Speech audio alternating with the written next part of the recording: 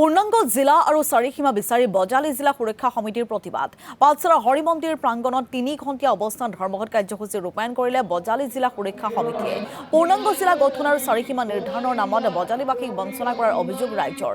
শীঘ্ৰে সন্দৰ্ভত ব্যৱস্থা গ্ৰহণৰ দাবী বজালী জিলা সুৰক্ষা সমিতিৰ।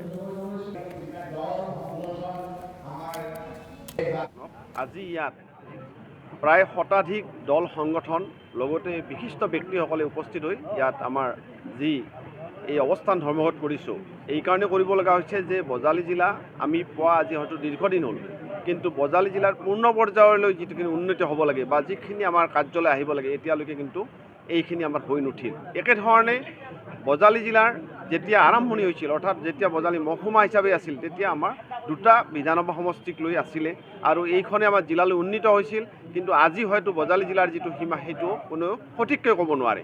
গতিকে সেয়ে আমি এই আপোনালোকৰ প্ৰচাৰ মাধ্যমৰ যোগেদি আমি জনাব বিচাৰিছোঁ যাতে অনতিপলমে বজালী জিলাৰ আমাৰ যি সীমা নিৰ্ধাৰণ হয় আৰু এই যি বজালী সমষ্টি আৰু সৰভোগ ভৱানীপুৰ যি সমষ্টি, এই সমষ্টি দুয়োটাক লৈ যাতে অনতিপলমে যাতে আমাৰ যিটো সীমা এইটো নিৰ্ধাৰণ হয়।